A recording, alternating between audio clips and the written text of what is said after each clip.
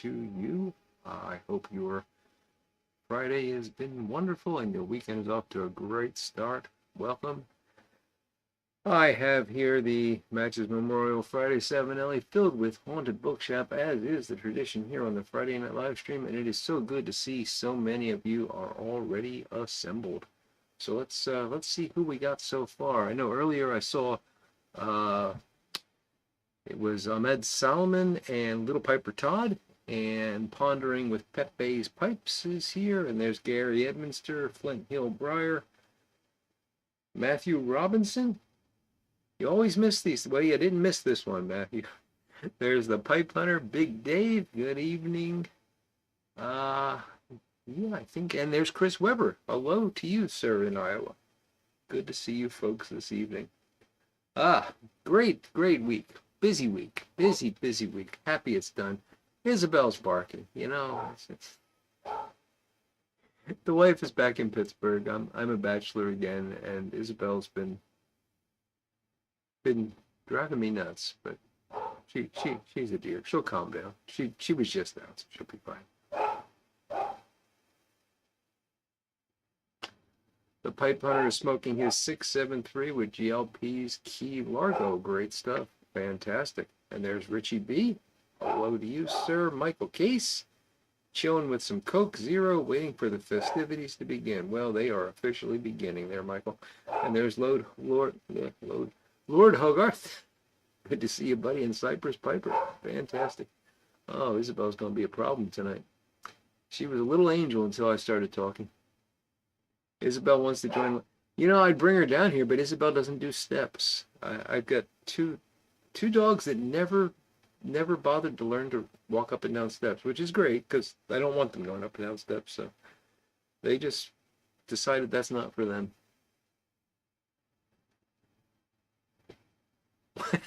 There's Bone and Piper getting the day right. Good to see you, Christian. Richie B went back to look at the pipe mortar video and has been collecting cigar ash. Because you don't like the pipe mortar recipe, Richie? They both work. I mean, pipe mortar's a bit better in my opinion, but the old pipe mud cigar ash thing works fine. Been working for a long time.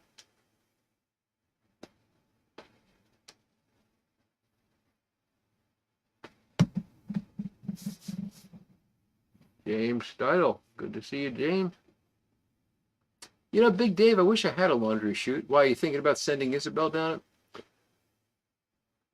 I was thinking last weekend, actually, my wife was getting ready to go to Pittsburgh, and she asked me to carry some suitcases down. And I went upstairs, and I picked up the suitcases, and foolishly picked up two when I should have just carried one. And I'm coming down the steps, and it kind of threw me off balance. And I said, you know, this is the way old people wind up dying. You know, you think you can carry two suitcases, and in, you know, a couple of years ago I could, but now my balance isn't what it used to be, and I just moved a little bit too far to one side, and the suitcase has shifted, and I thought this is how old people die. So from now on, I only carry one suitcase at a time. But you know, I really do think like a little elevator or laundry chute or something might be a safety feature to install at some point. I'll have to build a ramp for them. Yeah, I already did that out in the yard, Piper said. Don't know if I want to do that all the way down here to the basement.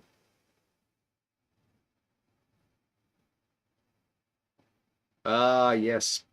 I understand, Rich. I understand. But, you know, that's fine. At least you got a smokable pipe out of it, right?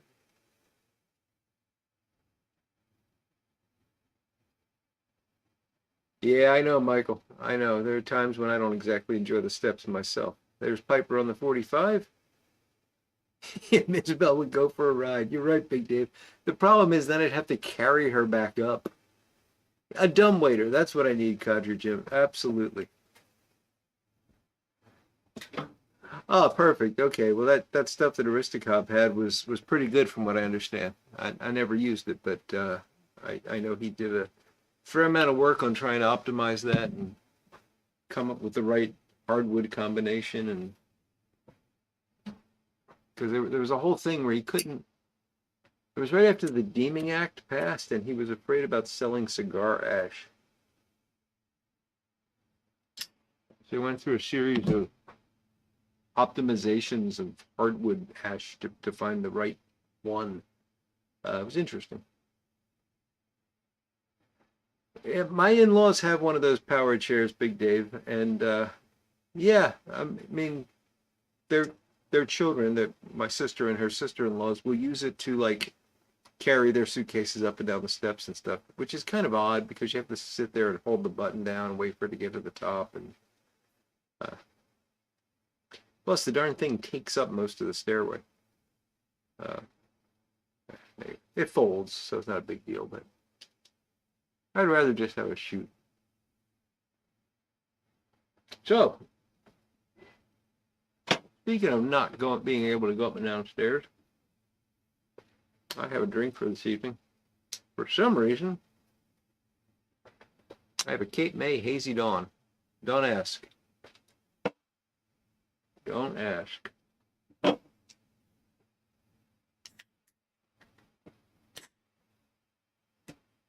Ah, it's foamy. Got that foam on me.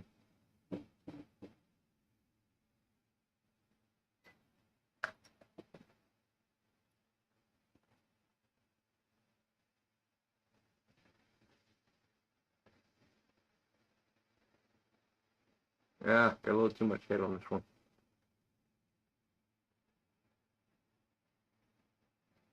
Oh well, we'll let it settle.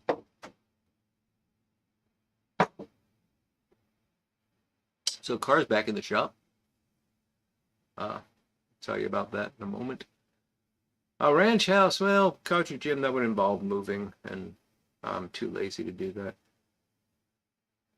The chair is indeed powered by, well, it's powered by squirrels that eat the acorns, Richie. Poem, good to see you. Good to see you, buddy. And there's the Smooth Piper. Great to see you, Peter. And Patrick Grant. Hello, Patrick.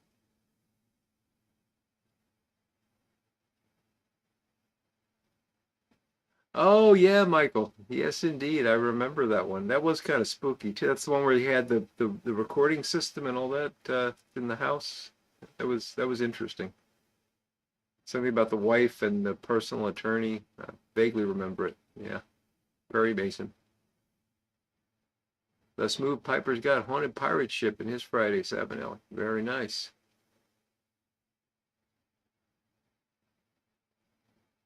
And there's Jeffrey Feinberg. Hello, Jeffrey.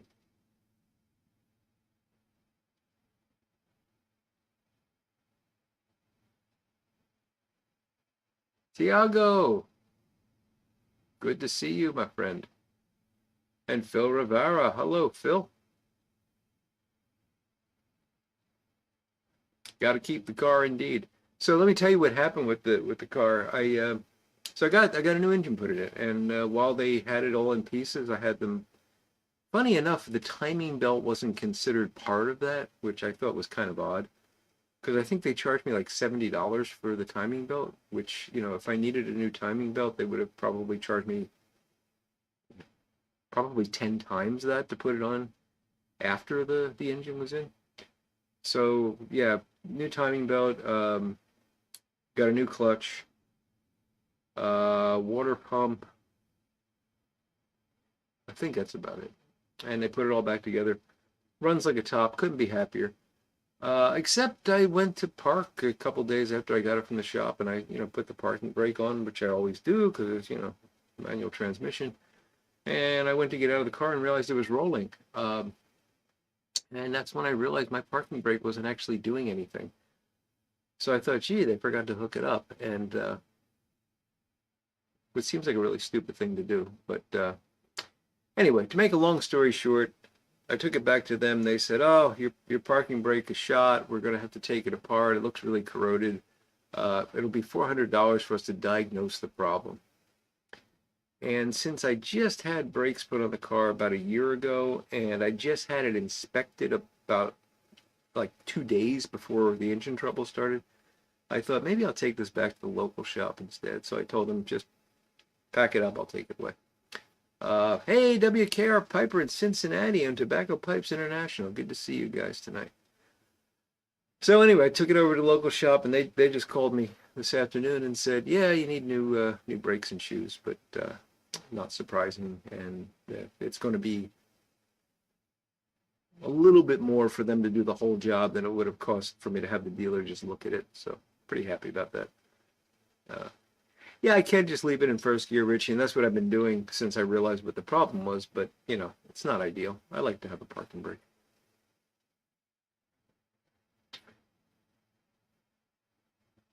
There's Doug Owen. Hello, Doug. Good to see you this evening.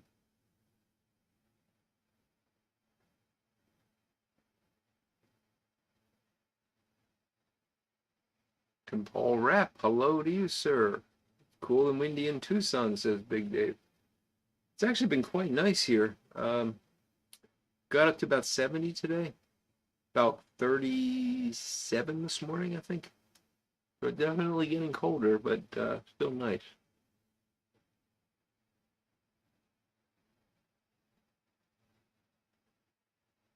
That's more like it.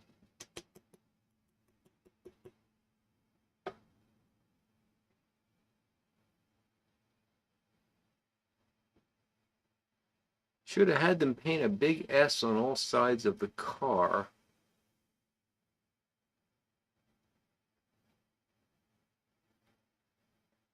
Bill uses the snarking brake. That works too. You know, Odie, I wish I could understand that. I'm having a little bit of a senior moment trying to understand why there would be a big S on all sides of my car.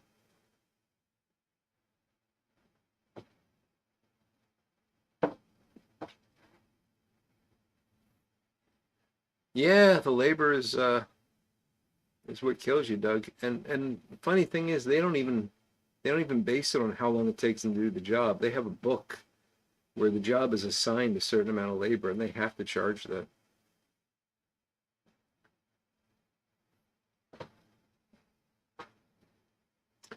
Getting to the 70s in Southeast Texas. Nice, Richie.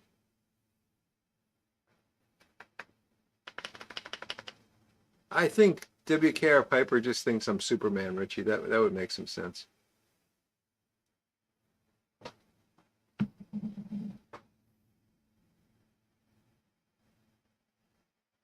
Student driver.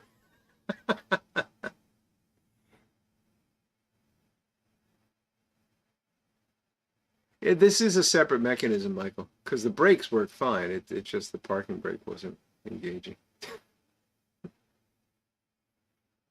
No, Big Dave, it was ice cream. Pepe's flying back to PA on Monday for a wedding. Oh, cool. And then off to Florida. Try to get to Boswell's in Chambersburg. We'll enjoy, Pepe. I hope you make it. It's definitely a worthwhile, what's the word I'm looking for? When you go on a religious quest, what's the word I'm looking for, guys? I'm drawing a blank. I'm getting so darn old. Armchair Piper. Oh, I got Jody. I just saw it go by, and I know the joke now. People look at that escargot. Yes, yes. Okay. Oh, I can't believe I missed out on that one. Good to see you, Armchair Piper.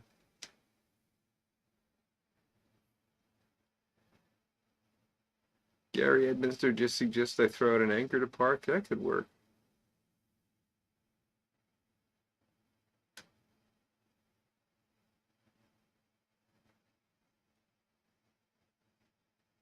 Really, Brian? That's you got an honest dealer then, because I've had them flat out tell me they have to charge me what they charge me.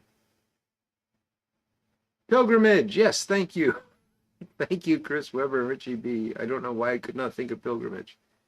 Yes, and you saw how much of the beer I have drunk so far, so it's I can't blame the alcohol. Pipe Hunter is 45 minutes west of Boswell's. Not bad. I'm about an hour and a half east of Boswell's. So. Oh, you'll be fine, Pepe. You'll be fine.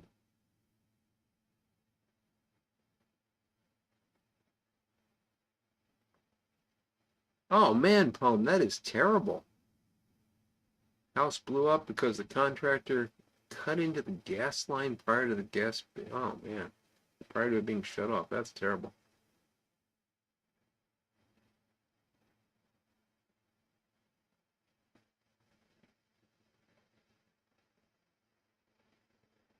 It is a 5-speed, Big Dave. Yep.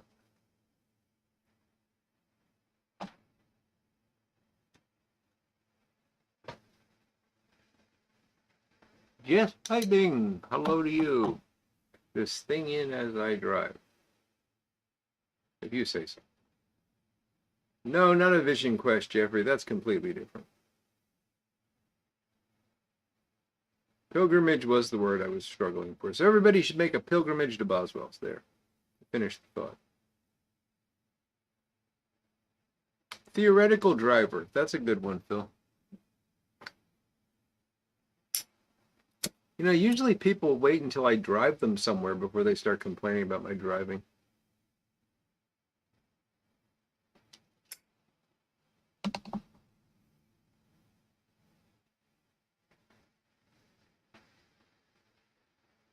Sounds like a good trip, Richie.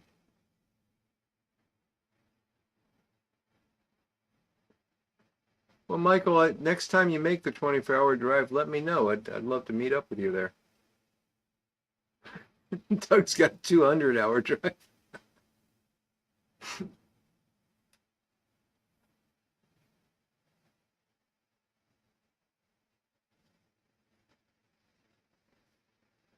Ah, listening in. Okay, just piping. Yeah, the talk to text is not my friend either.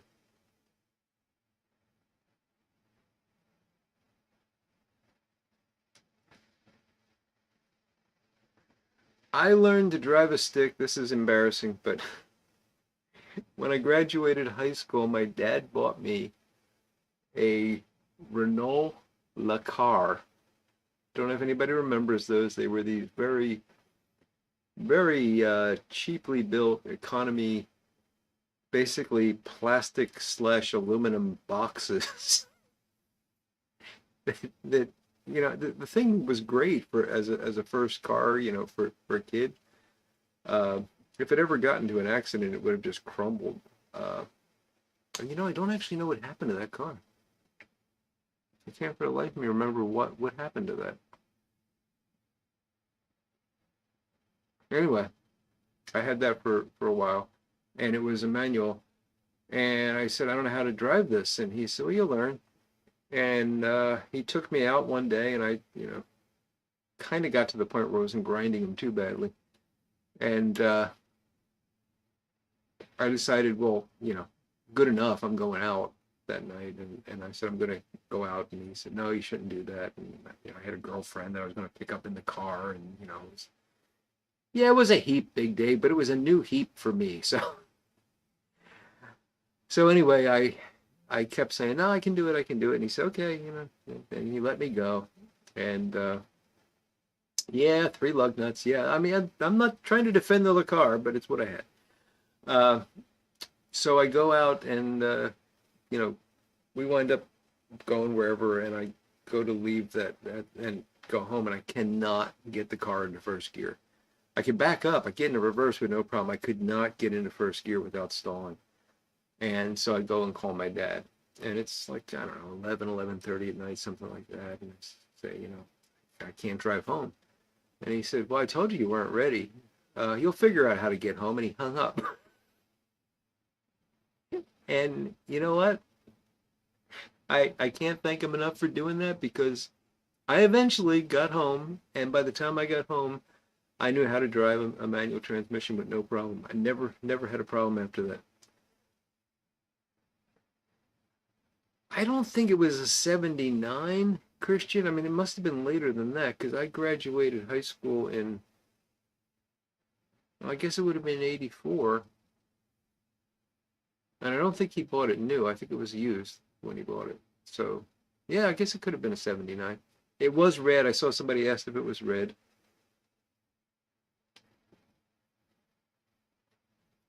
Beetle damage? Well, could be.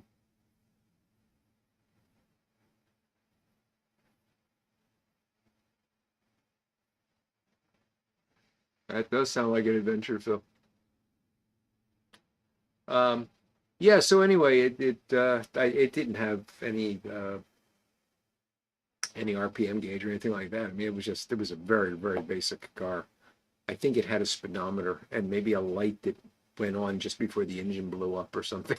don't think it had anything else.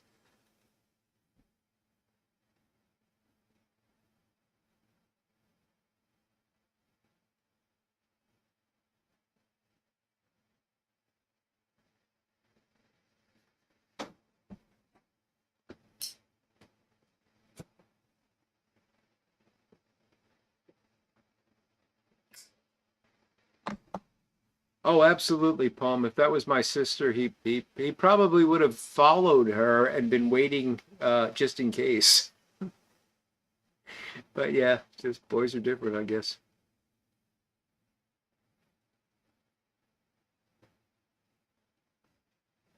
I've done an awful lot of push starting over the years. Yep. Volkswagen thing. That must have been cool, Odie.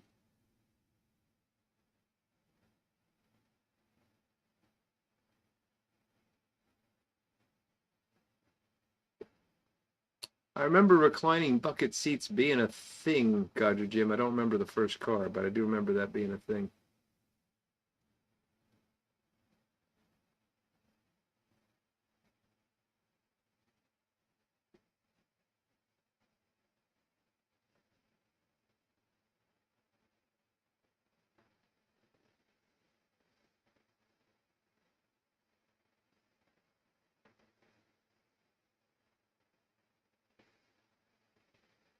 That would be a nice feature there, Doug.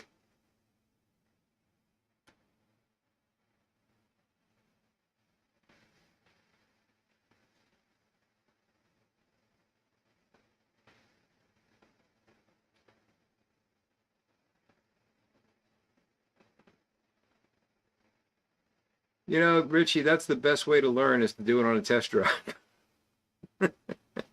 Especially if you got you do it with a new car and you got the salesman in the back seat.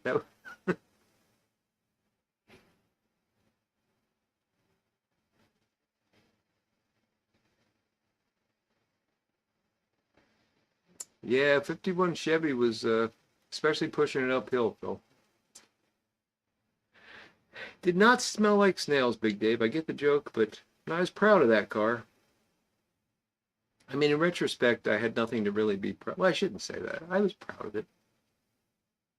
You know, we not a lot of kids my age had a car, so it was good of my dad to get it for me.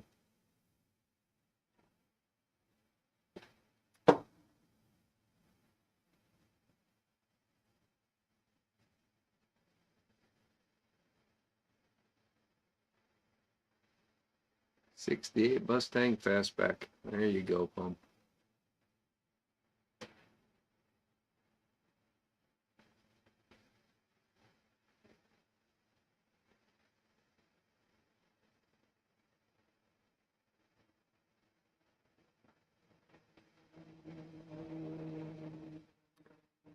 Ron Hardcrackers.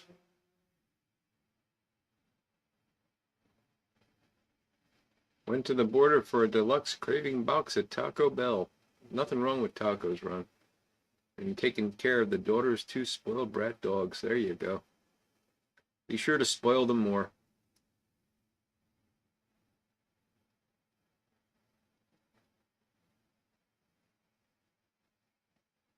Word Maverick. There you go, Gary.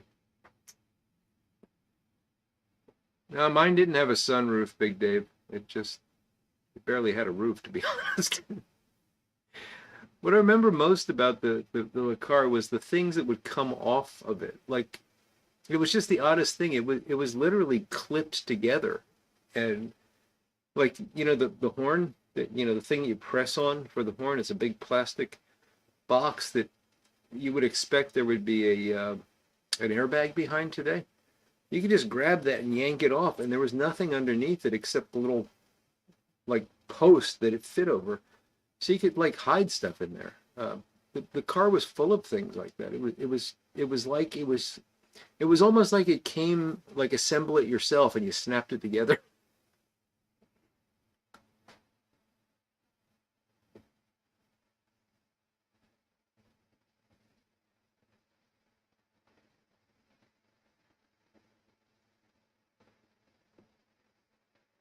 It sounds painful, Phil, but I get it with the linkage realignment thing.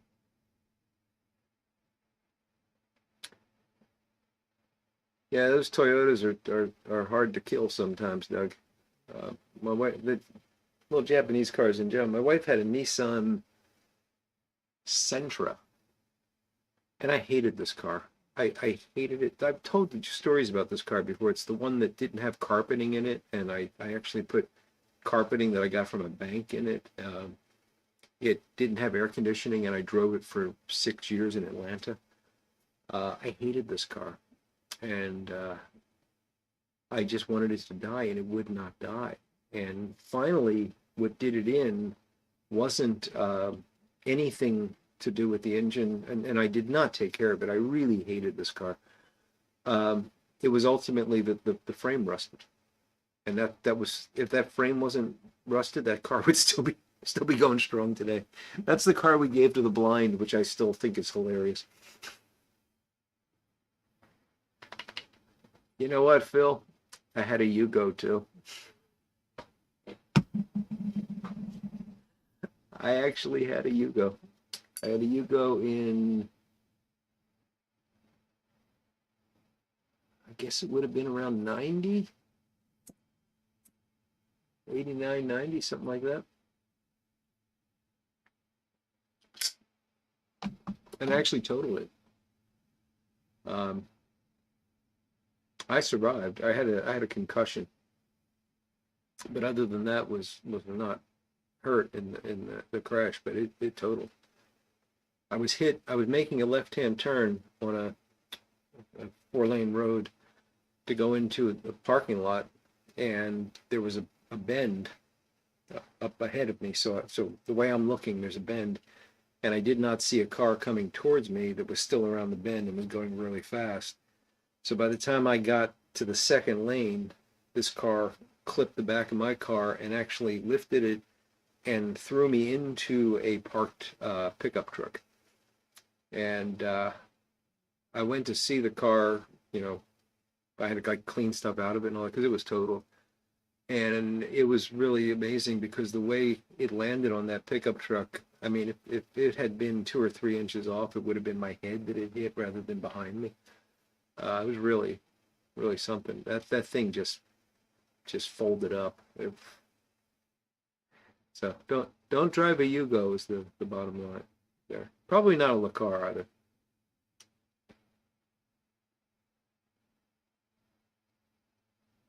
I don't think I've seen another Renault in the U.S., Michael. I think you're right.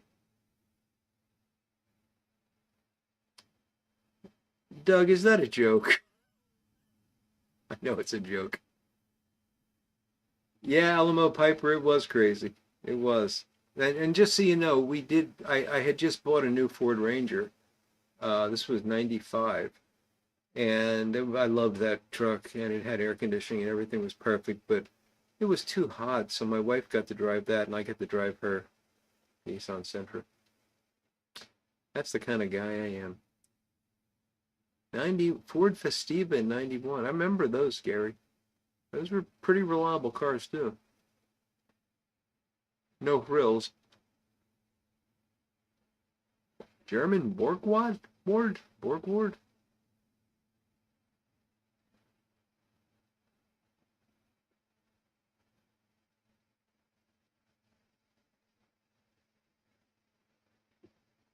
VW thing, yes, Pepe. 70s van life. Oh, Odie. Oh boy, yeah.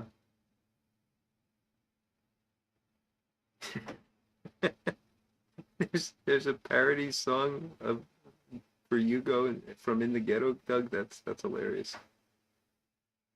Citrons. There you go, Patrick. Yeah, I got the joke after I know, Doug. I know. The VW thing was the one you could take apart and put together different ways, right?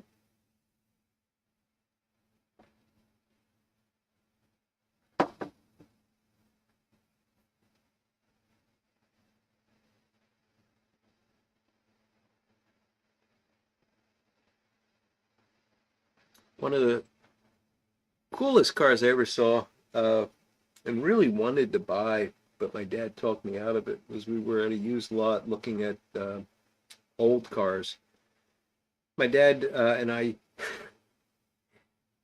he had this strange hobby, and I kind of picked it up. I don't do it, but when I was with him, I kind of looked forward to it. We would go to used car lots on Sundays when they were closed so that we could look at the cars without being bothered. And back in the day, they used to leave them open so you could actually get in and stuff. And there was this Hearst Olds with the Hearst shifter, and I really thought that was the coolest thing. And it was affordable, given the condition of the car and everything. But he talked me out of it. So Geo Metro, those were another one of those. Well, I don't know. I don't have any direct experience with them, but they appeared to be highly reliable, no frills kind of cars.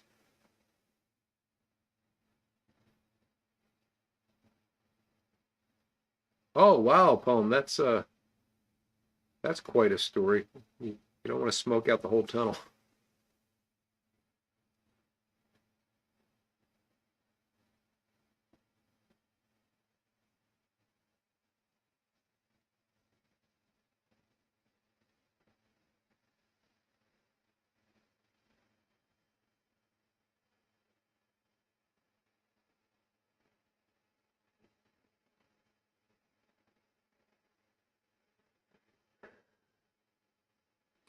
Stick was on the dashboard, Doug? That seems really odd. Goat dodging. I like that. That will improve your driving skill.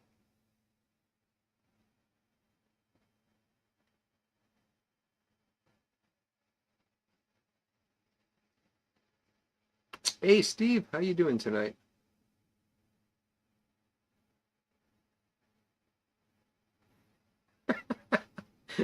Backwards wheelie. That's hilarious.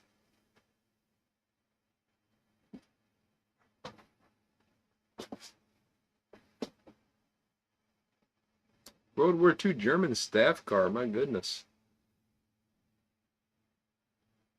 I don't know if I'd buy a VW thing, but I would buy a World War II German staff car. That'd be kind of cool.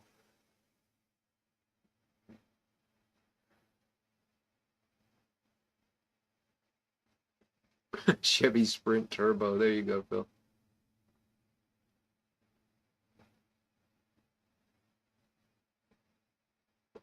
Doing great, Steve. Doing great. Good to see you tonight. Shifting horizontal shift. That would be odd, Doug. That'd be really odd.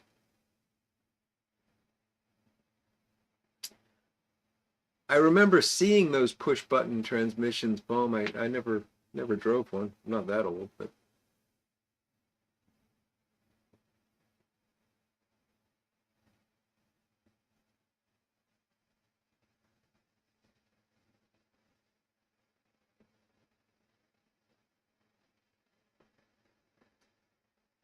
yeah, there was a bit of a convertible craze a while back, Big Dave, and I think people that just had no business owning convertibles would buy them.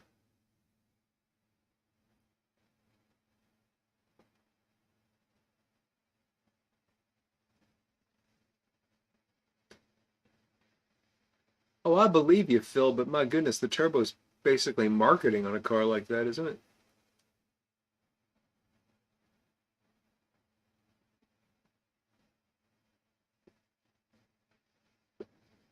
Vega 3-speed.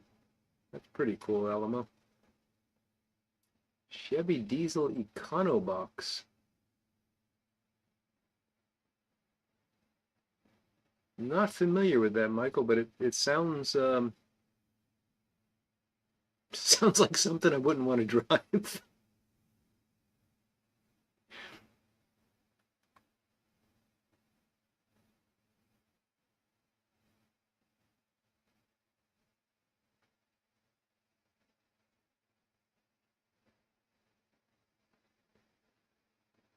Oh goodness, Big Dave, the AMC Gremlin. We had one of those too. My dad had I hated that car so much. He had a actually no I had him I sat down with him one day about a year before he passed and asked him to go through all the cars that I could remember and made a list of them. So I can actually tell you what the car was that we had before. It was a 64 Chrysler 300. And I thought that car was pretty cool. And then he traded that. No, he didn't trade it in, he sold it. Did a private sale and bought a 74 Gremlin. And the thing was this puke yellow color. And, you know, keep in mind the time, you know, gas was the whole gas crisis and all that. And, you know, he couldn't afford to put gas into the Chrysler. Anyway, so it was mostly for fuel efficiency, but oh God, I hated that car. And yeah, we ultimately gave it to my uncle who had a Hornet, and it turns out they were like interchangeable parts and stuff. I forget what actually happened to the car. Something went wrong with it where it was just better to just buy another car. 60 Nash Rambler, push button transmission. There you go, Paul Rep. Thank you.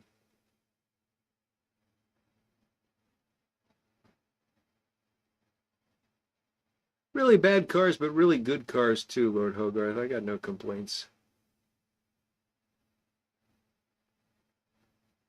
I guess there's always going to be a mix of the both.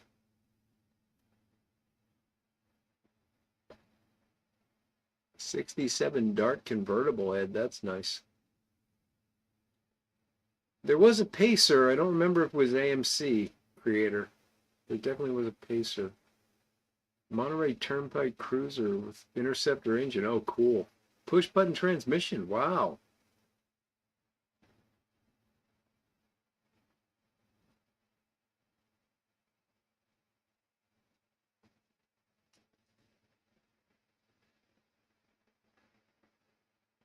You guys remember the push button radios where you would tune and then somehow I think you would hold the button in and tune to the radio, and then when you let the button out it locked into that, so you could just jump to that station by pushing the button. It was like manual auto tuning. It was pretty cool that it worked, but so I kind of miss that actually, the feeling of pushing that button in. It did have a hump down the center of the floor, yes, Phil, and that hump got warm, I'll tell you.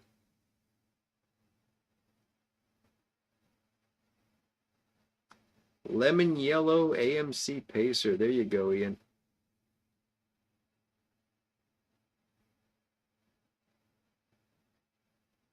Oh man, he shot a piston through the hood, Christian. My goodness.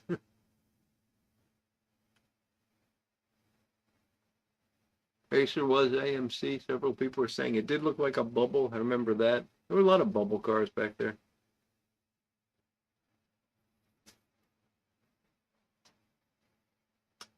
The AMC Concorde wasn't a bad car, Phil. Uh, that wasn't bad.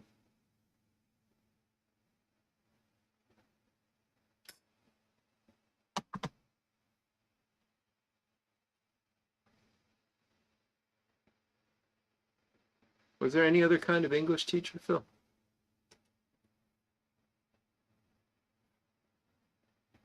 Oh, you pull them out. So I think Odie and Richie both pointed that out. So you would pull the button out, and that's how you would set the preset. Yeah.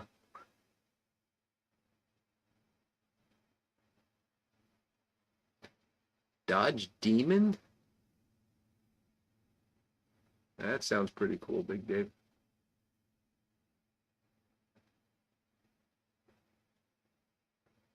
You know, Paul, I kind of miss bench seats too. You see a lot in old movies. They pull up to the curb and they just kind of slide over and get out on the passenger side. And I thought, you know, that was kind of convenient, wasn't it?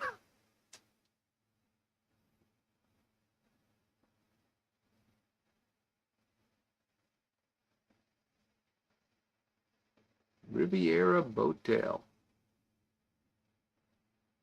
Sound like a good project, Brian.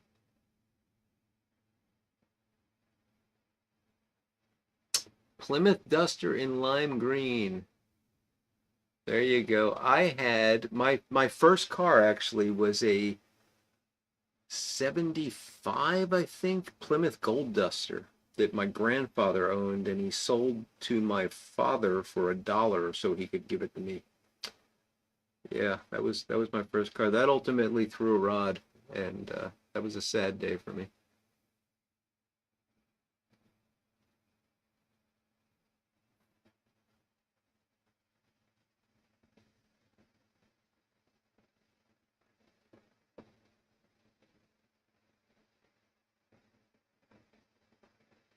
Oh yeah, the Ford Pinto. There you go.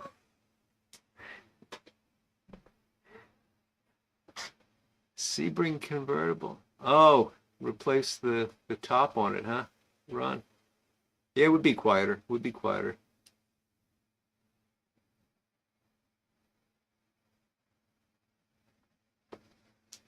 Triumph TR3. Wow, Big Dave. I remember the TR7. The shape of things to come was the commercial.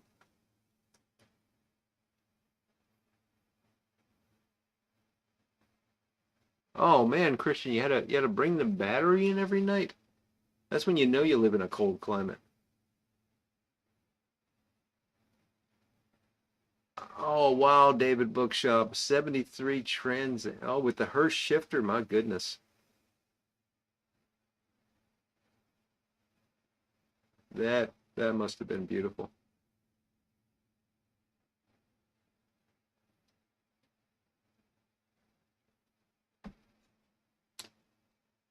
Making your commute in a 36 Rolls Royce, that must have been something, Michael.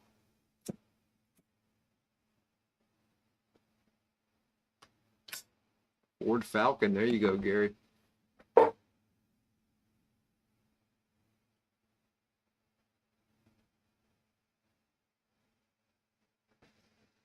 Cypress Pipers cracking open the Westminster. Good stuff.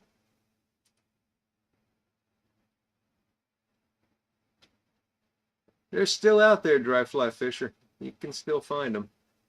Not easy, but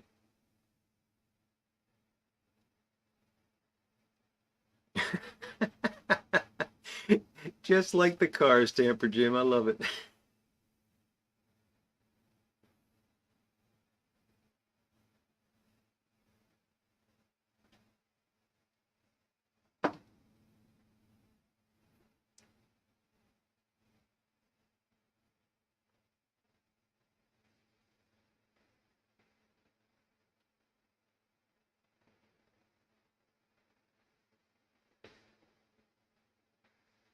Creator wants to know if anybody's tried McBaron Stockton.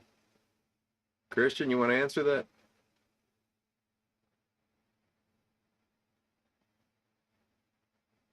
The midget was not fun to work on, Ron? Was that because of the metric or was it because of the space?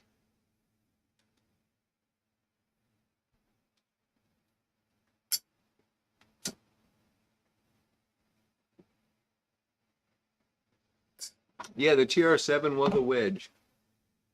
72 Firebird Formula 455 4-speed. My goodness, Phil. That was quite a first car.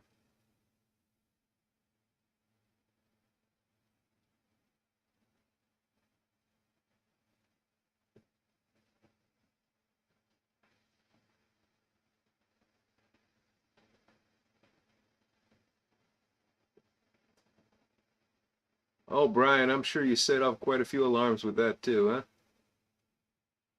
Yeah, Big Dave, I don't think I'd look good in a Cybertruck.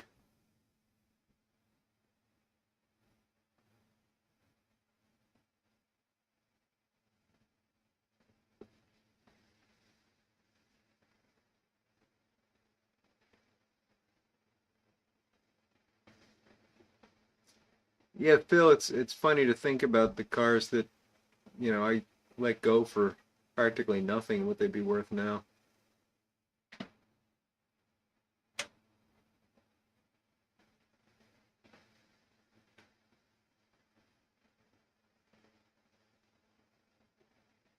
Parts were hard to find too. Okay, Ron.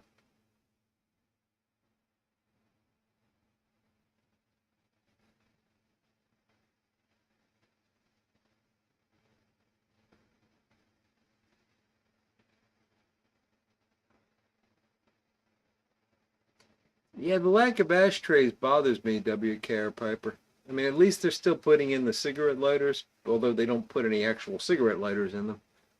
They're putting them in as 12-volt supply ports. That's one of the reasons I don't want to let my car go. It still has a darn ashtray and a cigarette lighter in it. And yes, I have used the car cigarette lighter to light a pipe. Yes, I have been that desperate. And if your pipe has a large enough tobacco chamber, you can get it to work.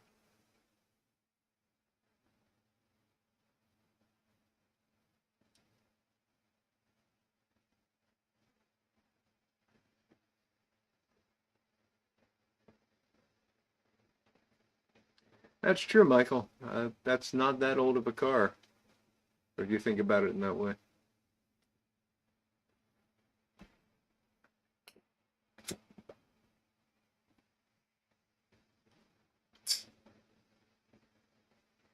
So to temporarily interrupt the car talk while we got a full house here, um, spooky season is in full gear. I've got the Halloween lighter here, and I don't know if you've noticed or if I've even used the Frankenstein Monster Tamper here from Larry Blackett.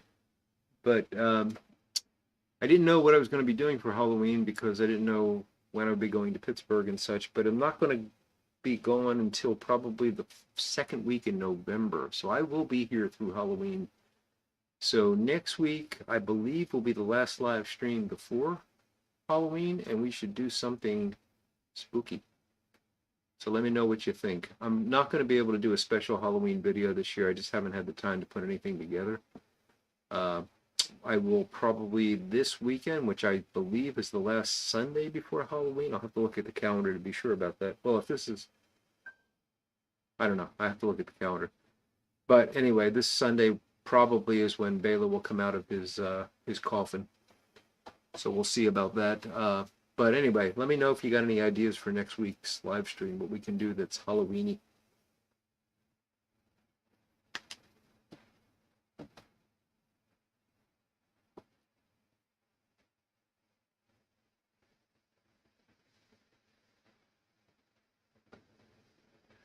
Those Saabs were pretty well built, David. Yeah.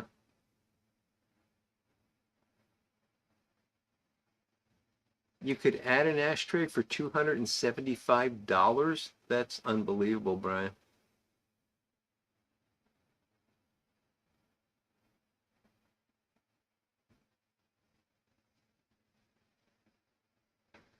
Richie wants to play hide and seek in a cemetery at midnight. I don't know how I'm going to get that in the basement, so.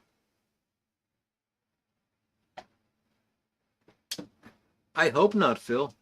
Did I speak funny? I mean, I have had that much beer. And this is an 8%er, so maybe I'm lisping. I don't know. But I meant to say spooky season there.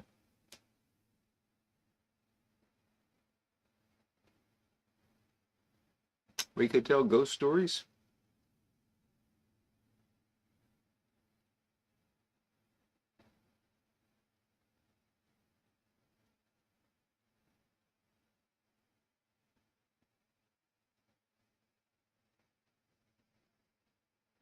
Yeah, we just trashed him there, Mark.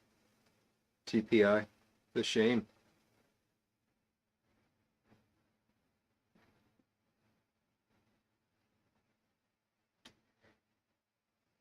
Yeah, it's interesting the whole Porsche VW Audi thing. There was this thing back when I was in high school where people were trying to buy Porsches with the engines burned out and put VW engines into them, um, so that you could drive around in a Porsche. And was it Porsche? Was it?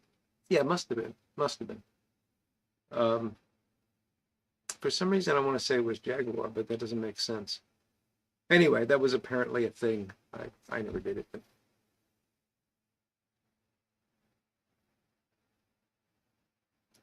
beanbag ashtrays. I just use the window, Doug. I use Nature's ashtray.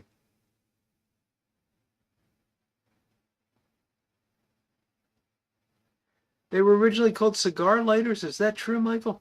That's pretty cool. I've used them to light cigars too. I'm sure the cigar purists just cringed, but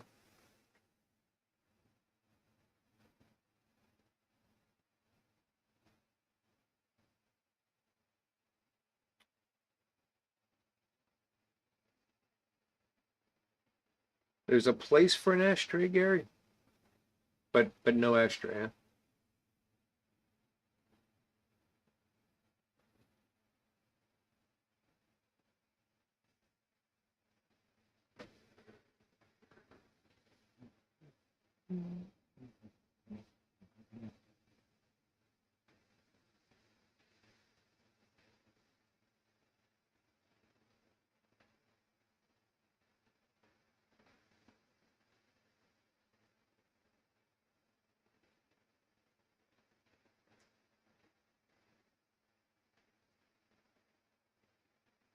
Oh, is that where the 3 and the 7 came from in the Triumphs, Phil?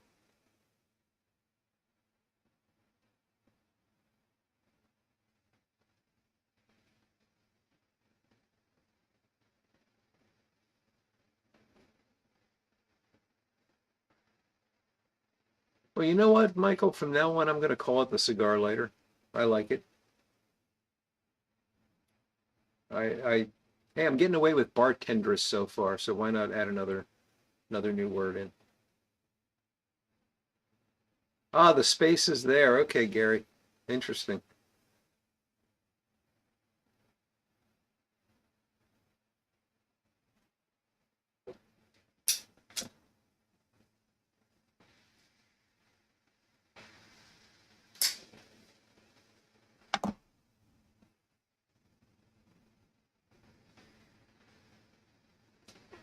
Yeah, I know, Doug. I know, and I really enjoy, lighting a cigar with a Zippo and watching people freak out over it because it's not any different. You got these guys that are lighting cedar spills off of beeswax candles because that's the cleanest way to light your cigar. But good Lord.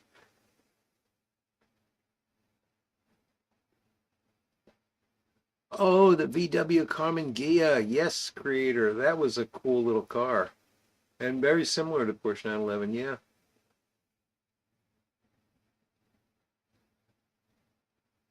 But I understand that the VW Bug also was interchangeable with the Porsche. I could be wrong about that, but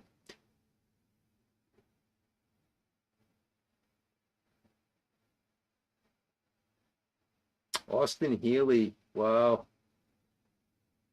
I have a friend that was rebuilding an Austin Healey for like 40 years. I don't know if he ever got the thing running.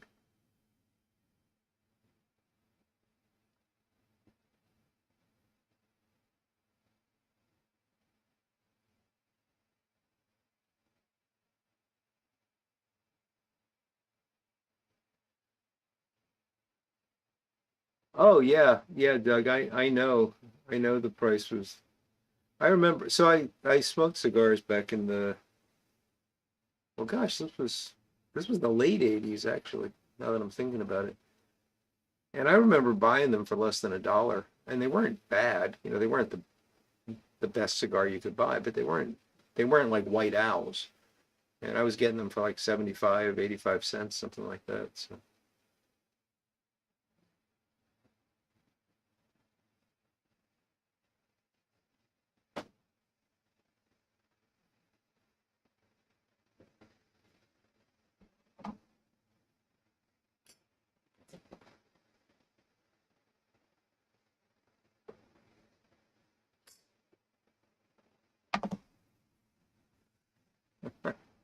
It was tempting to touch that red spiral, wasn't it, Phil?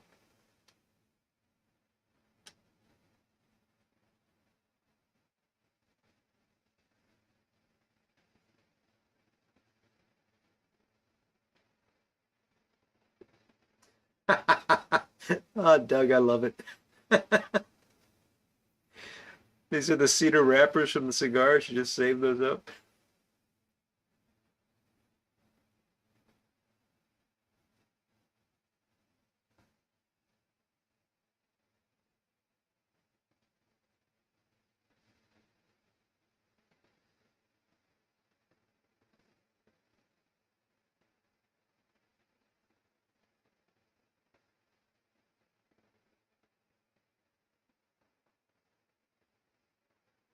Lord Hogarth, I don't think you can get anything tobacco related in Canada for $5 anymore.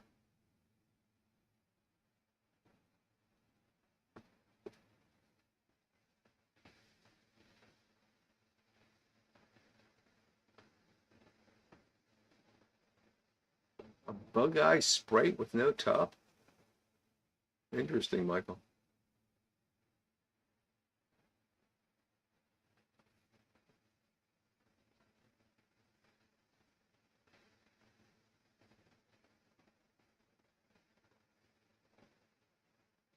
Well, there's a difference between boutique and I don't know, I guess what you'd call high end, or I don't know if gourmet is the right word either, Richie, but boutique cigars are actually small batch made by a small company often.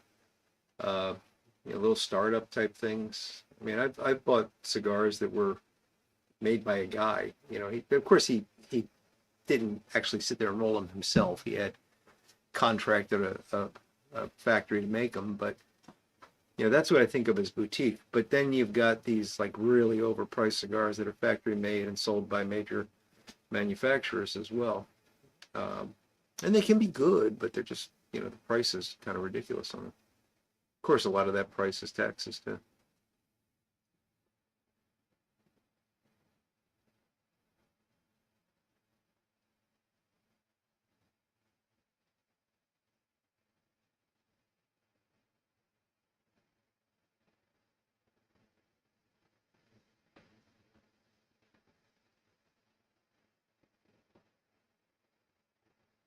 That is crazy, Doug.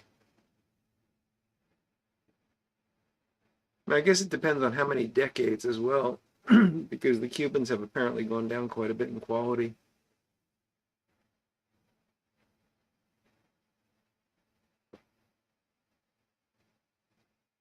Austin Healy, Marty Feldman special.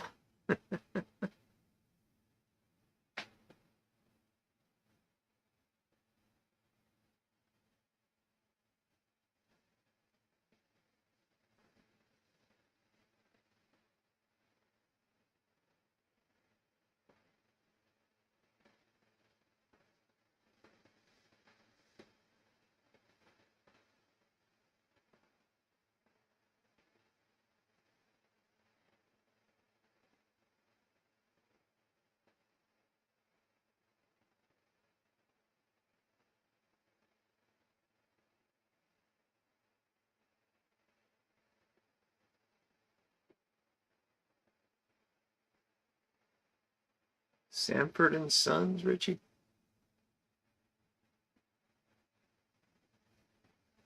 The grid is down in Cuba. Is that so, Gary?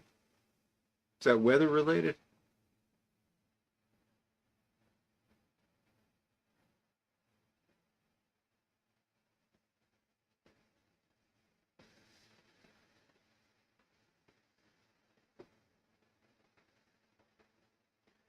I would love to come out with some overpriced high-end product, be it boutique cigars or coffee, or something that people like to pay too much money for, and put like a real ornate Victorian type label on it, and just the name would be Sanford and Sons.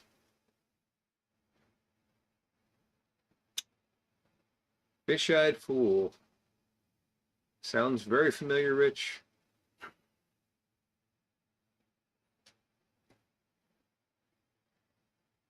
If it wasn't Sanford and Son, I'm thinking of BA on the A Team.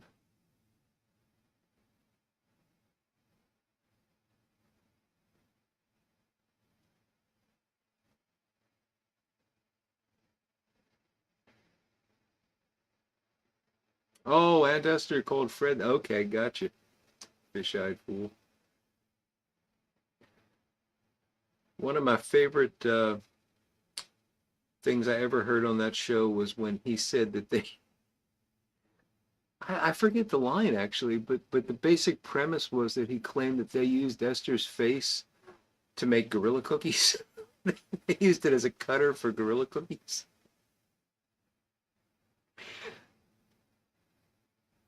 They had quite a few nasty barbs between them.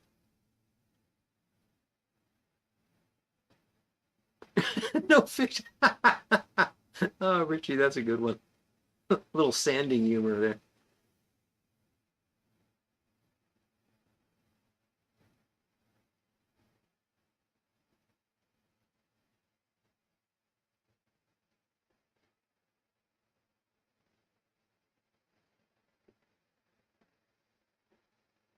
I did not know that Sanford and Son was based on a British sitcom. That's interesting. And yes, Phil, they have been trying to fix the soil, but it's not going to happen. Sad, but I think we're getting better cigars out of Nicaragua than we're ever going to see out of Cuba again. People did buy pet rocks, Gary, and that's proof that you can sell anything.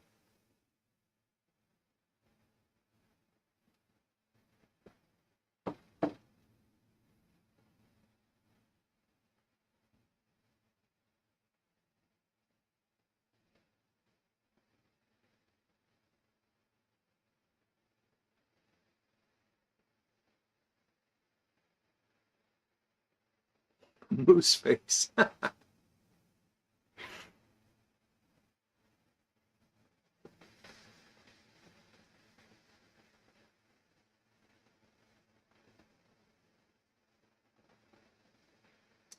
All in the Family was another excellent one for that sort of thing, Patrick. I don't remember Three's Company that well. I remember Don Knotts on that.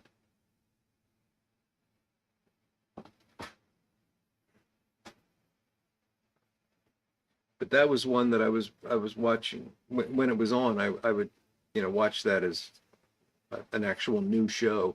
The other ones were in syndication forever, and you'd see them multiple times a week. So I probably watched every episode, All in the Family and Sanford and Son, 15 times.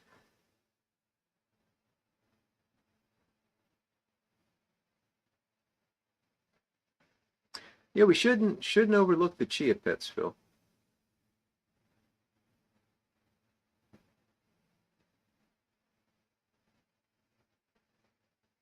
Doug, there weren't many places back then where you couldn't pick up a pet rock for some reason. Sassy Poo.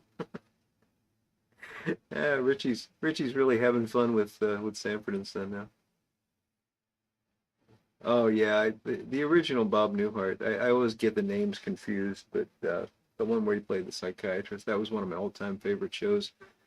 It's one of the reasons I'm sad to say it's one of the reasons why I am where I am today. Was heavily influenced by Bob Newhart for an interest in psychology, and the professor on Gilligan's Island got me into science in the first place. So.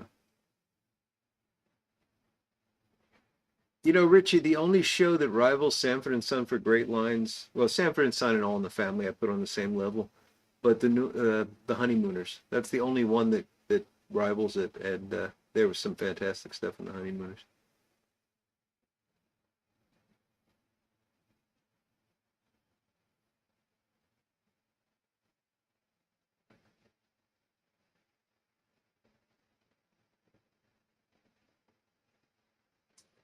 That's a great story, Ron.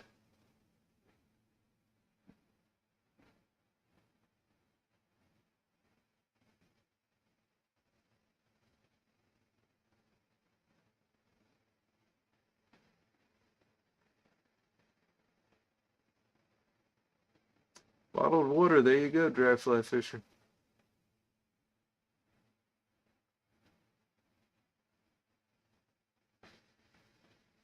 Big Country Briar, how's it going, Cole?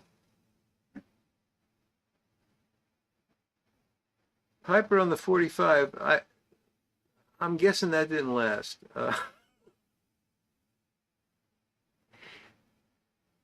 There's some serious red flags on that woman there, Piper.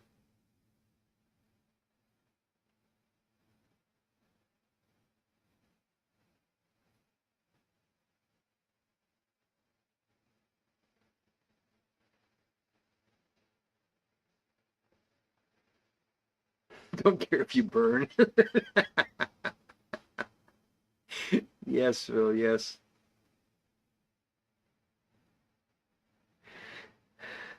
Had all the haunch you could stand, hey, Cole?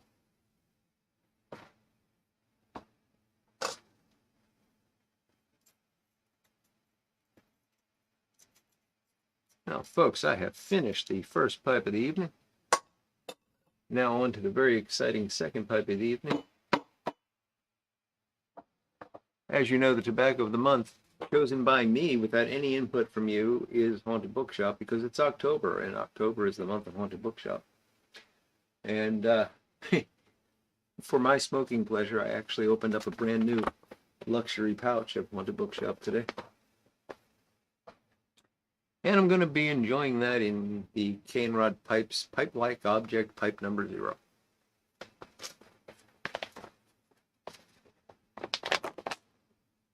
I think Alice could have done some damage, Michael. I think you're right. I mean, Ralph was a big guy, but Alice was... I wouldn't want to be on the wrong side of Alice.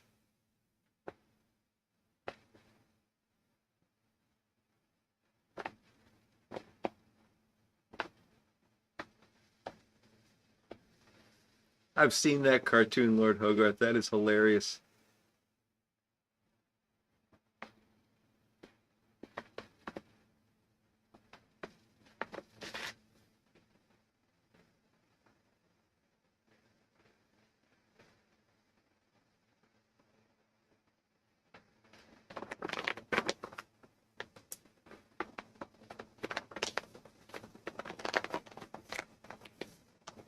Mushroom Leg, hello.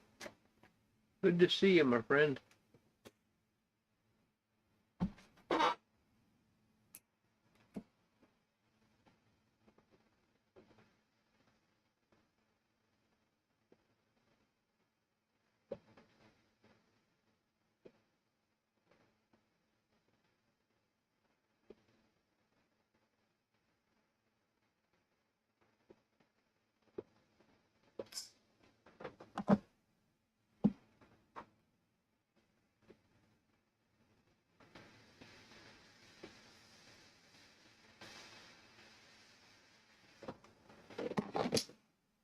Yeah, Doug, that was sort of the pattern the show followed.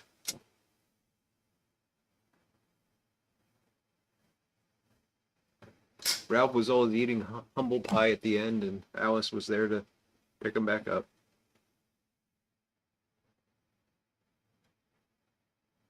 Yeah, that Gray Ghost is good stuff, Cole. Glad you're enjoying it.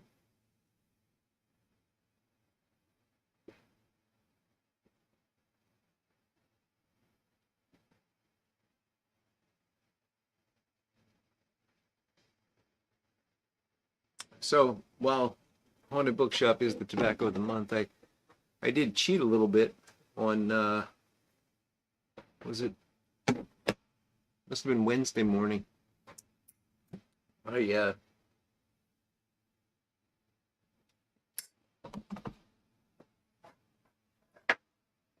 had a hankering for this. And if you follow me on Instagram, you know what I'm going to show you. This is Rustica from June of 2020.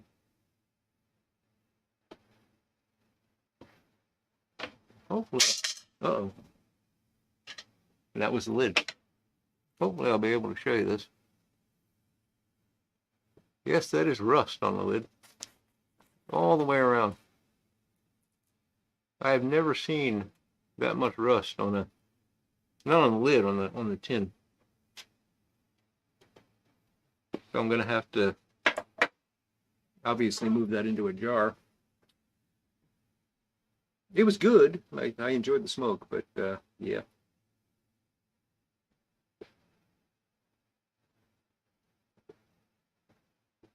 So I guess they took the Rustica name a little too far. Living up to its name indeed, Richie.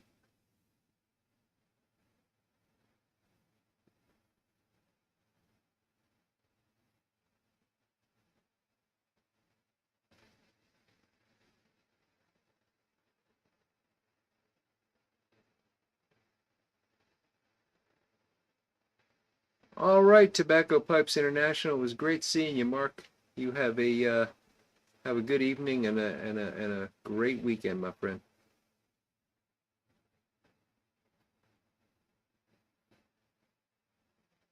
Rustica, indeed, Cole.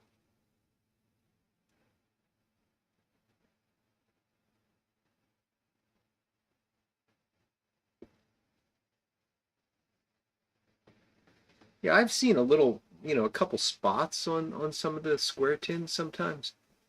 That's one of the reasons I think it's important to tape those tins is they don't seal, but my goodness, that's kind of ridiculous.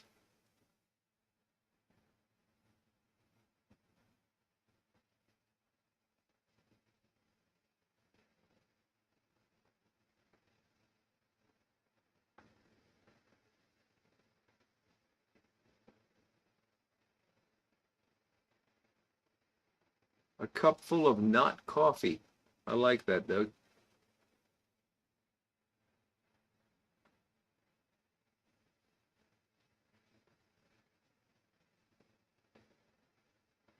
Rusting pieces. There you go, Jeffrey.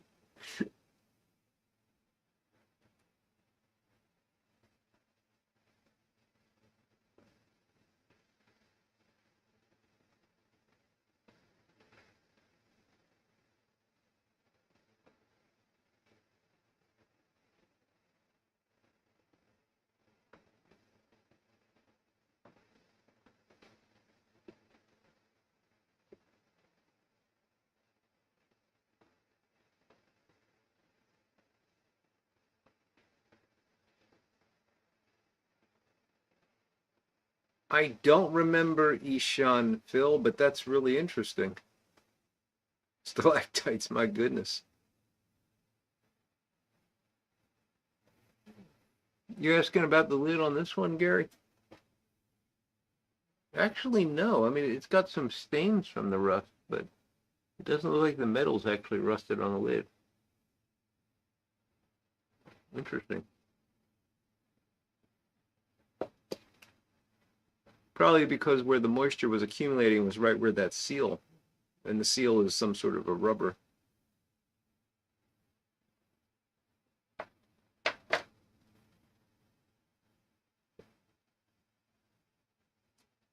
High grade fuel, huh, Doug? Indeed.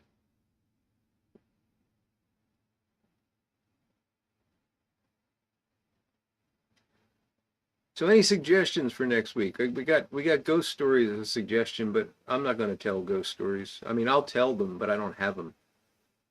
So if people want to get in touch with me and say they got ghost stories, if you want to, we can do a call in type thing. That's always a possibility. If enough people get in touch, and you can get in touch through CaneRodPiper@gmail, and you want to call in and tell a ghost story, we could do that. I could plan to do some Halloween trivia.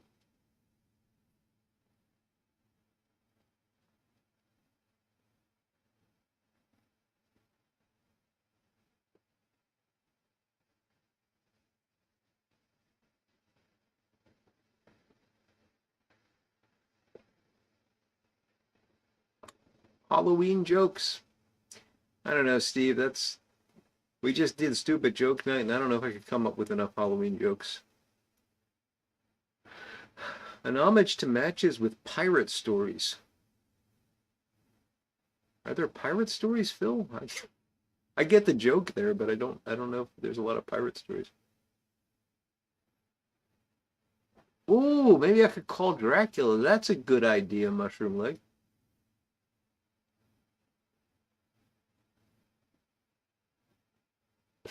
I could call Frankenstein. I could call the Frankenstein monster. It would just be a lot of pipe good. Yeah. A good thought, Steve. I'm just trying to process them. There's never a bad idea when we're brainstorming.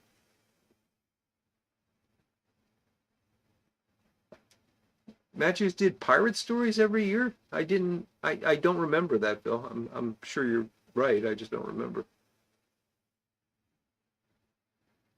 You want me to read The Raven, Doug? You really want that? Remember what happened the last time I tried to read a long story?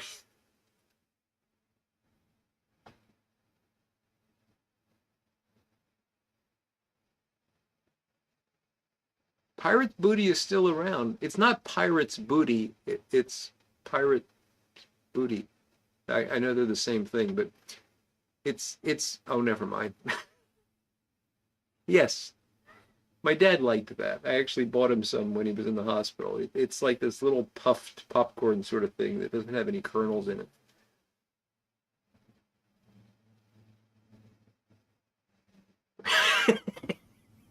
You're probably right, Michael. The rustic and tin was made from the old Lacar.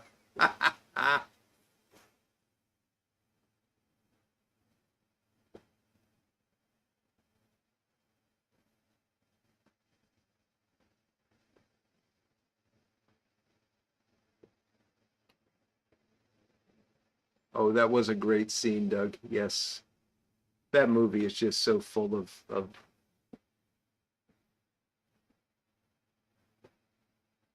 I was we could do a movie. I mean, the problem is that YouTube would take it down. But that doesn't mean we couldn't live stream it. I don't know if I'd get in trouble.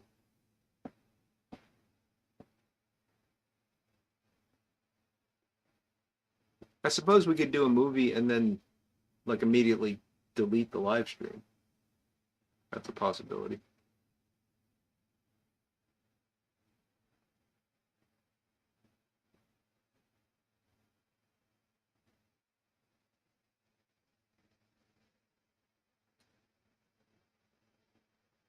Palm, are you volunteering to tell a ghost story?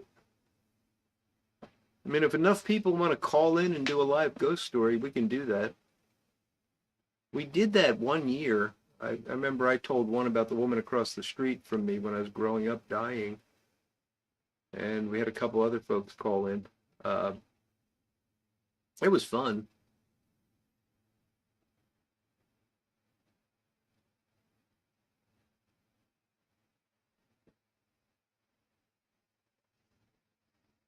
That would be scary, Palm.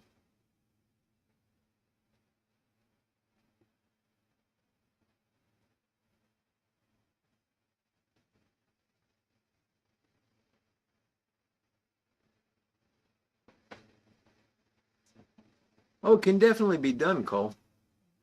I just, it would just have to be limited to just the live stream. We wouldn't be able to keep it up for, what do they call it? There's my brain not working again. Viewing after the fact, whatever that's called.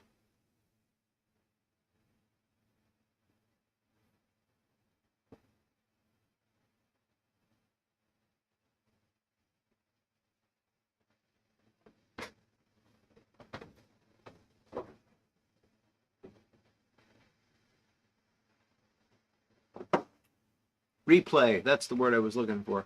Rebroadcast is closed, Richie. I don't know why I couldn't think of replay. I don't know why I couldn't think of pilgrimage.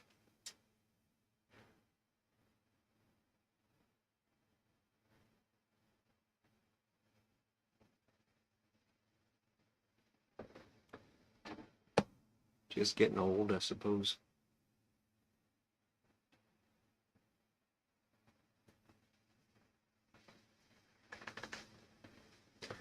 I remember my grandmother, I remember my grandmother hunting for words and me cheerfully telling her the word that she was trying to think of and chuckling at the fact that she couldn't think of that word. And here I am.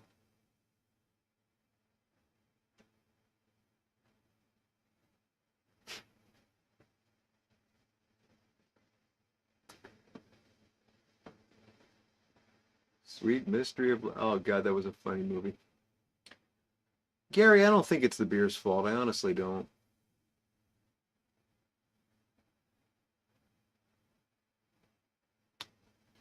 Oh, Chris, I don't think I could pull off the whole Mystery Science Theater 3000 thing. We could do some commentary, but I'm not at that level. Plus, I'm all alone. I don't have puppets. But I could have puppets. Just kidding. There'll be no puppets.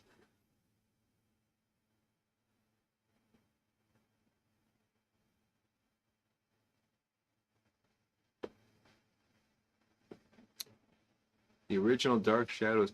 I mean, that's another option. I could pick sort of an obscure movie, like, not one of the, not Young Frankenstein and not one of the Universal films, but something really obscure. There's movies that are already on YouTube. Like, what did I watch? Oh God, it was bad. I watched Manster the other night, like monster, but with an A instead of an O. Uh, I enjoyed it, but I enjoyed it because I like sort of these bad, campy '50s movies. And boy, this was something.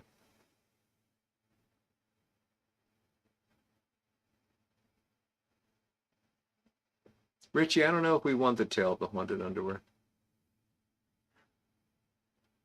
I've got a week. Chris, are you challenging to make me to make puppets?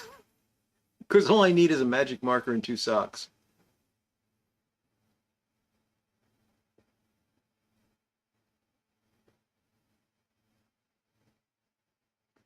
I think Manster did some mansplaining. He did some man slapping, that's for sure.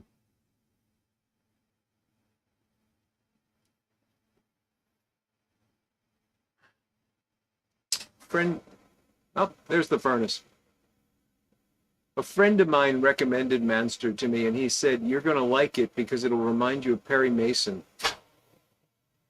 Sure enough, it did.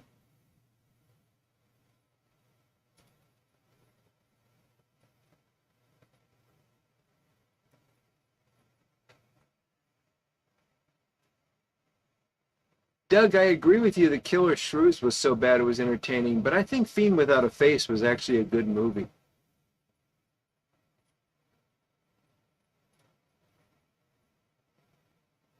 Mosquito. There you go, Gary. The horror film with Humphrey Bogart, the one they forced him to do.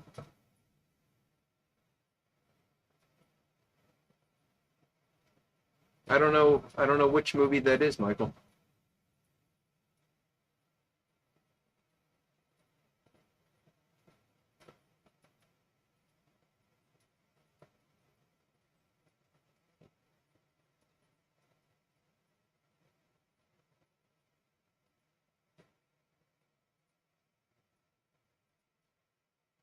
We could do like one of the what is it, Paul Nazi, the Spanish take on Dracula and the Wolfman and stuff. That those are some funny movies.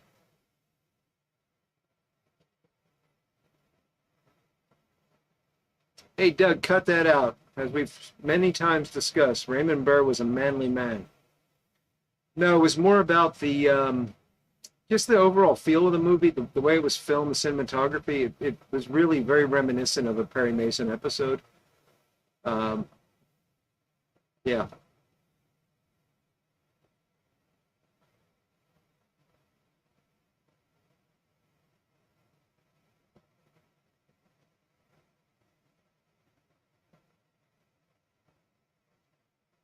The Return of Doctor X. Thank you, Patrick.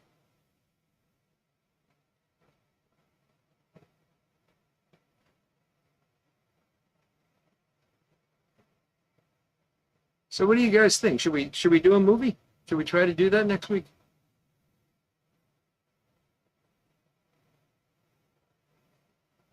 Richie, I'm not going to do Alien Addiction. No.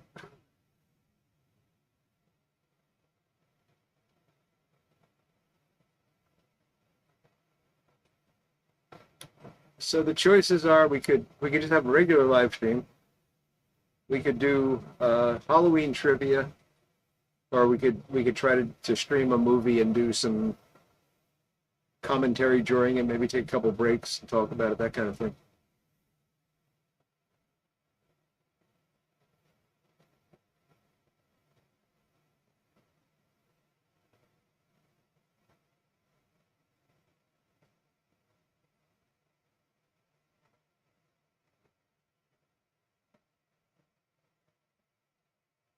Nosferatu.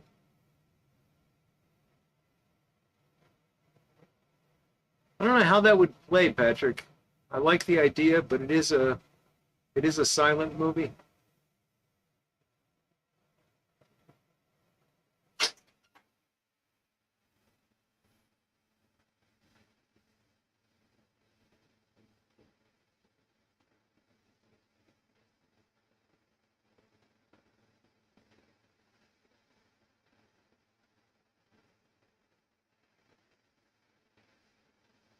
We could go Art Bell.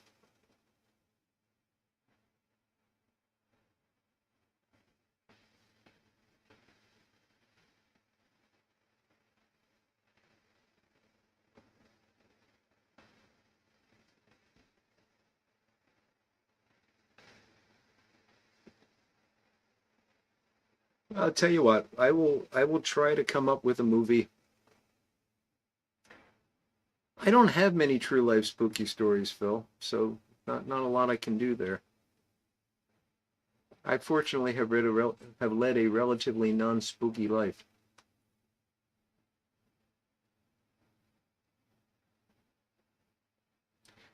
So let's do this. If guys want to call in and tell a story, I'm happy for that. Send me an email, and we'll see how many I get. If I get enough, we'll do that. If I don't get enough, I'll see if I can come up with a movie. I want it to be something that we probably haven't seen. It's not going to be a very popular film because, YouTube will have problems with that. But if I can find something obscure that's, got the right feel for it, we'll do that. And maybe it'll just be Halloween trivia. We'll just see.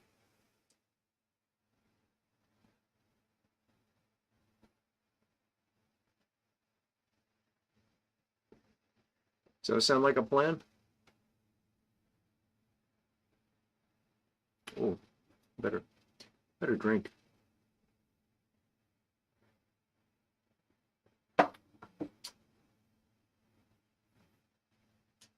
Are there a lot of spooky stories from military bases, Phil? Do they tend to be sites of a lot of haunting type stuff?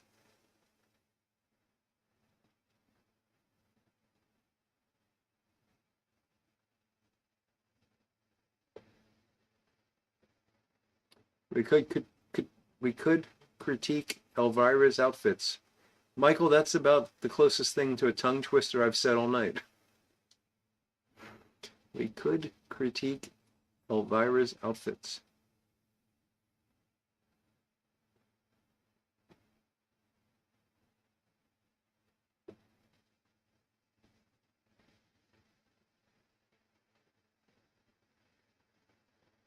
We could also bring up one of the AIs like Google Gemini or something like that, and have it teach us about vampires or something. That could be fun.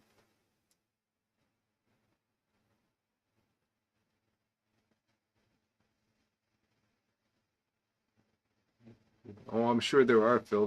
That could be quite scary.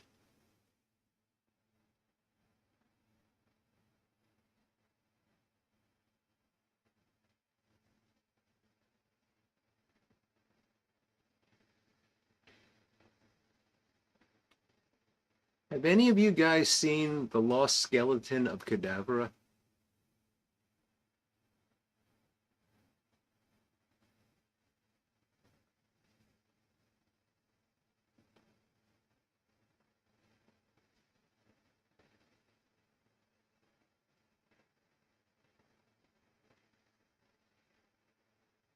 You're creeping me out, Phil.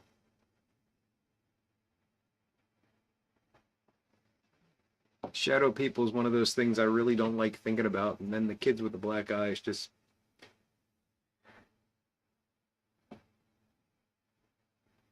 The Lost Skeleton of Cadavra is a it's a treat.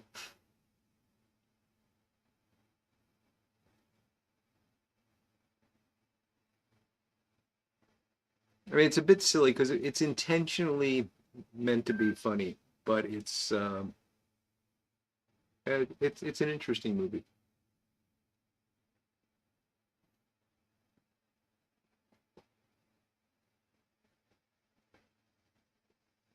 Mr. Sardonicus is it's a weird movie.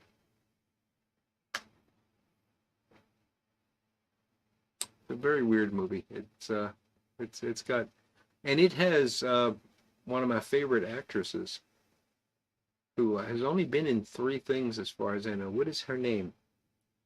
Audrey Dalton. She's been in that. She's been in the Monster That Threatened the World, I think was the name of it. and she was in an episode of Gunsmoke. I don't think she's been in much else, but I like her.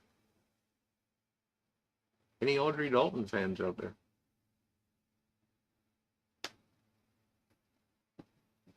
I don't really expect you to answer that, but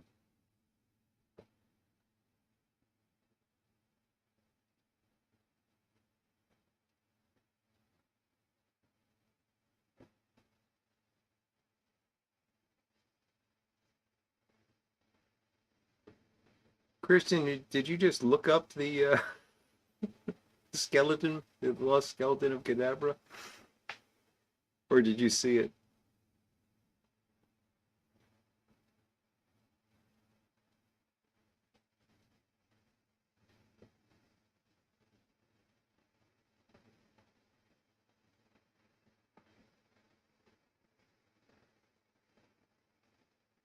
Oh yes, Swamp Thing with what the heck was her name? Adrienne Barbeau.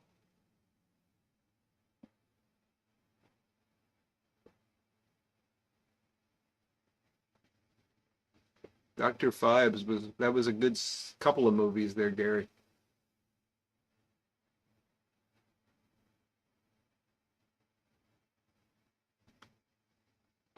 Richie, that sounds like a movie I would wind up watching on a Saturday night for some reason.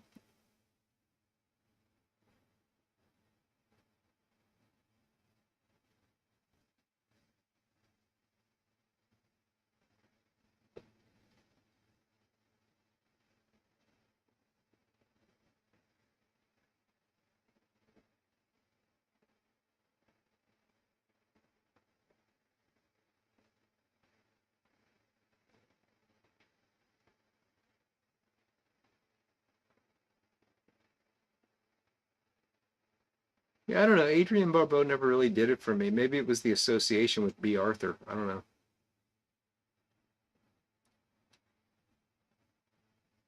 No offense to you B. Arthur fans out there. I assume that you're out there because I always get these Mrs. Howe comments when we're doing Ginger versus Mary Ann. So,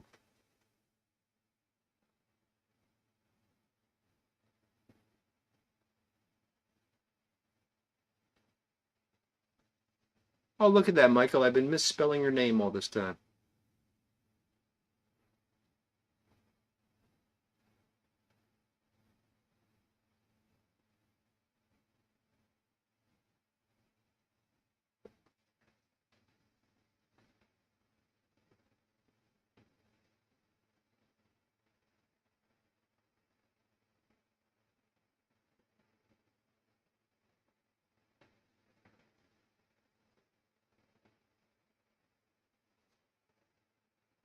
Mike got verbosely quiet all of a sudden. I'm sorry, Phil. I'm getting tired. It's hard to keep this up for. I mean, we're 4 minutes over, for goodness sakes. And I'm not exactly why, because I could end it at any time with one swallow of beer, but for some reason, because I care so much, I'm letting the conversation go on. What about Dr. Giggles? I haven't seen Dr. Giggles in a very long time, Patrick. Um, I don't think that one would be very good for us.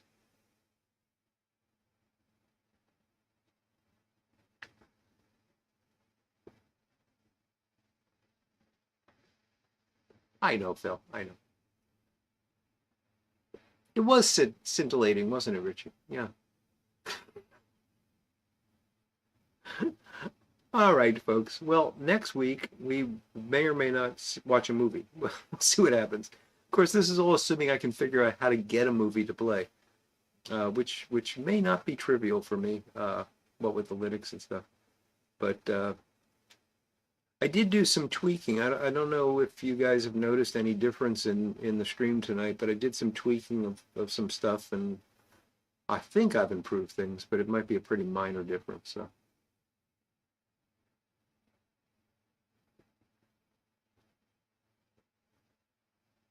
But anyway, hopefully I'll see what I can get figured out between now and then. And yeah, if worst comes to worst, we'll pull out some Halloween trivia and just have a regular good old time. Maybe I'll decorate. Who knows? Who knows? So with that, folks, I think we will draw this to a close because I'm starting to lose my voice on top of everything else.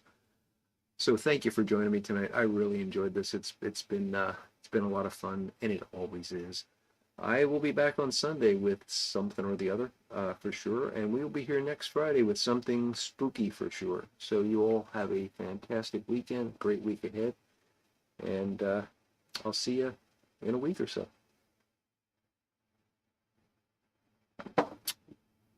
Goodbye now.